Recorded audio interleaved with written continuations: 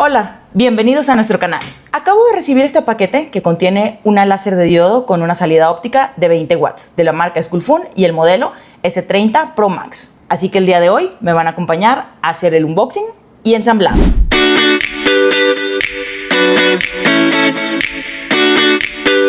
En este video no solamente vamos a desempacar y ensamblar nuestro láser, también vamos a entender cómo funciona cada uno de sus componentes, por qué fueron diseñados de esa forma, cómo evitar errores que pueden afectar la precisión desde el primer día, qué papel desempeñan para lograr grabados precisos y cortes limpios. Y aquí tenemos el que hace toda la magia, nuestro módulo láser de 20 watts de salida óptica. Y digo óptica porque más adelante también les voy a explicar la diferencia entre potencia eléctrica y potencia óptica, un detalle que muchas marcas utilizan para confundir a los compradores. Así que sigamos viendo qué es lo que contiene esta caja. Nuestra bomba de aire que nos permitirá realizar cortes más limpios, cable USB y fuente de alimentación. Todos los movimientos del láser dependen de que esta estructura permanezca perfectamente rígida, y aquí es donde estos perfiles estructurales de aluminio juegan un papel fundamental. Kit de mantenimiento.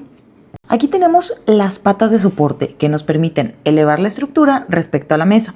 Limit switches son sensores que funcionan como referencia para la máquina. Lentes de seguridad. Tenemos también estas bolsas que contienen cinchos y cintillos para nuestra máquina, medidor de distancia focal, herramienta, antideslizante y las correas. Tenemos también la otra parte de nuestro cable de alimentación, el protector del módulo láser, todos los tornillos que necesitamos para el ensamble correcto de nuestra estructura, ordenados paso a paso, y unos protectores de cable. Como pudiste observar, la estructura de nuestra máquina viene completamente desensamblada. Y tal vez te parezca abrumador, sobre todo si es la primera ocasión que vas a ensamblar un láser de diodo de estructura abierta, como lo es esta máquina. Aunque esto en realidad tiene una gran ventaja, ya que al venir desmontada, el fabricante puede proteger de mejor manera cada elemento, además de reducir considerablemente el volumen durante el transporte. Y como nosotros vamos a ensamblar estas piezas, nos va a permitir conocerlas de mejor manera, lo cual más adelante nos va a facilitar el mantenimiento y reparación. Así que comencemos con el ensamble.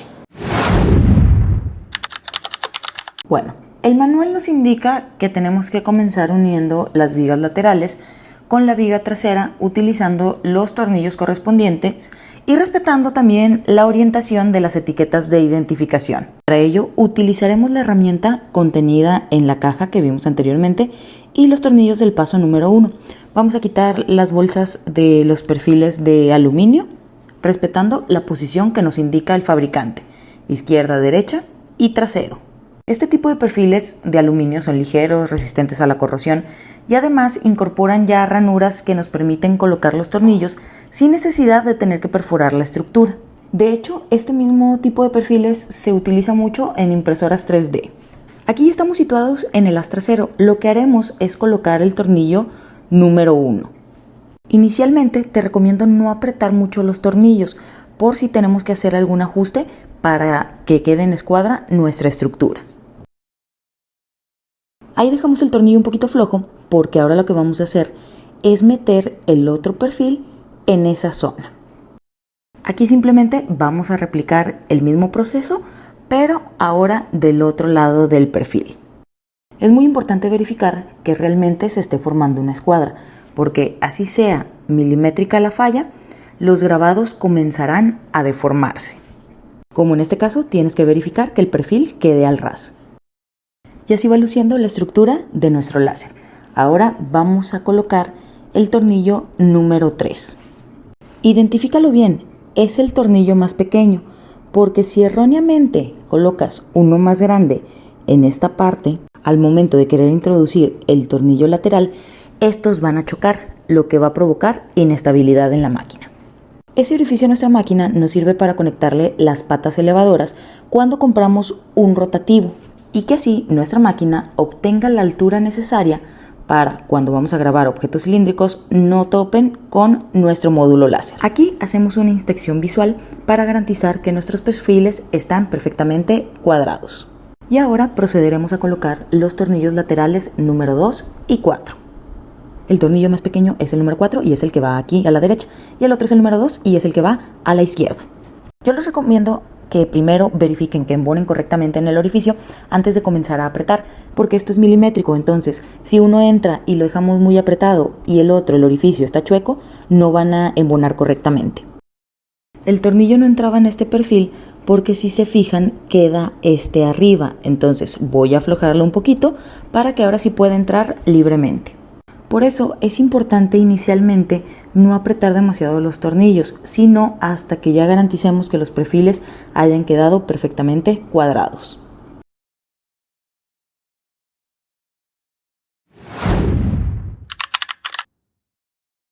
Muy bien, ahora procederemos a colocar el puente del eje X dentro del bastidor. Punto importante, verifica que la placa donde vamos a montar nuestro módulo láser quede hacia el frente. Así luce actualmente nuestra estructura de láser. Vamos a introducir ahora el eje X de esta manera. Te presento las ruedas excéntricas. Estas son las encargadas de recorrer los perfiles de aluminio. Estas ruedas necesitan ejercer la presión adecuada sobre el perfil. Si quedan demasiado flojas, aparecerán vibraciones, y si quedan demasiado apretadas, aumentará el desgaste porque el motor se estará forzando a trabajar más de lo necesario. Es importante que cuando coloques este perfil verifiques que se desliza correctamente a lo largo del eje Y, porque si presenta holgura o juego mecánico, el resultado de tus grabados serán líneas onduladas, letras borrosas o imágenes con efecto fantasma. Y pues este puente será el encargado de mover el módulo láser de izquierda a derecha, mientras que todo el conjunto se desplazará hacia adelante y hacia atrás sobre el eje Y.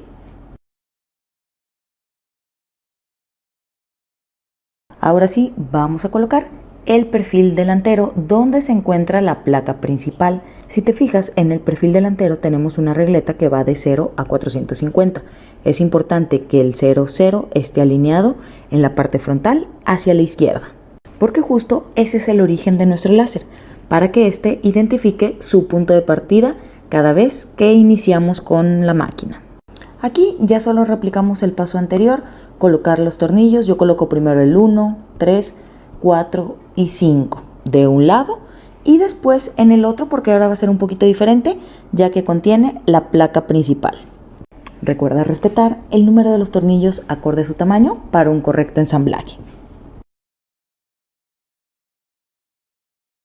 Aquí ya solo procedemos a colocar el tornillo 4 y 5 respectivamente, utilizando todos los tips que hemos mencionado anteriormente. Por último, procederemos a ensamblar el trípode de la placa principal, replicando el mismo proceso que hemos venido haciendo.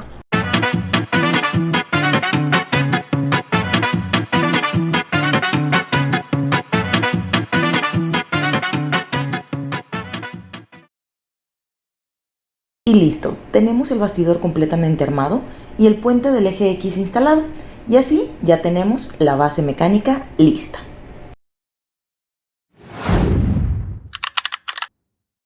El siguiente paso consta de instalar uno de los componentes más importantes para la precisión de cualquier máquina CNC, que son nuestras correas de transmisión. Estas tienen una parte dentada y una plana. Fíjate muy bien, porque la parte dentada tiene que ir hacia abajo y que la parte plana quede hacia arriba. Pasaremos la correa por el orificio del perfil respetando la dirección de los dientes y dejando el excedente de material para futuros ajustes.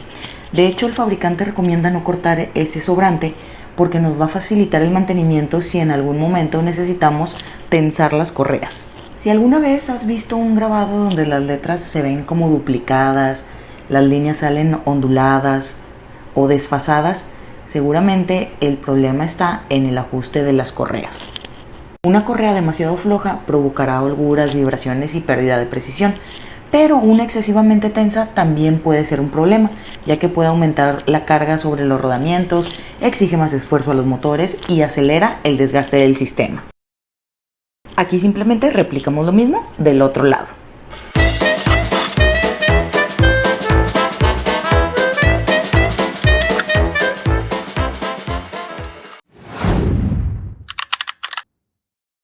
Bien, ahora instalaremos las tuercas en T, que son las que fijan la correa a la estructura. La tuerca tiene un cuello que sobresale, esa parte tiene que quedar hacia arriba. El manual nos indica que hay que introducirlas paralelas a la ranura y apretar el tornillo. para que éstas giren hasta que queden perpendiculares y así se bloqueen firmemente dentro del perfil. Es recomendable que aquí estiremos un poco la correa para tensarla y ya apretar hasta el final. Yo te recomiendo que pruebes la tensión justo en esta zona, que no esté ni muy floja ni muy apretada. Replicamos tal cual el mismo proceso en todas las demás tuercas, cuidando todos los detalles que mencionamos anteriormente. Paso 5, vamos a instalar ahora sí nuestro módulo láser con su protector. Vamos a colocar los tornillos en esos orificios montándolo sobre esa placa metálica que tenemos en el eje X. Los ejes X y Y de nuestra máquina son los responsables de desplazar el módulo láser sobre el área de trabajo. Estos movimientos se realizan mediante motores paso a paso NEMA 17, que son muy precisos. Pero el eje Z, que es la altura, funciona de manera diferente. ¿Cómo? Aflojando los tornillos para establecer la distancia focal adecuada entre el láser y la superficie del material. Ya solo queda colocar el protector rojo del láser, que funciona como un filtro de luz. ¿Cuál es su objetivo? Bloquear la luz que genera el láser. Aunque esto no nos exime de utilizar los lentes protectores o alguna barrera física. Antes de continuar, vamos a aclarar un punto muy importante que genera cierta confusión: la salida de potencia de nuestro láser. En el mercado podemos encontrar máquinas anunciadas de 40, 60, inclusive hasta 80 watts de potencia. Sin embargo, es muy importante entender que no siempre se refieren a la potencia con la que realmente va a grabar o cortar el material. Existen dos conceptos diferentes: potencia eléctrica o potencia óptica. La potencia eléctrica es la energía que consume nuestro láser para poder funcionar, es decir, representa la energía que entra al sistema, pero no toda se convierte en luz. La potencia óptica, en cambio, es la energía que realmente sale en forma de haz láser y llega directamente a nuestro material.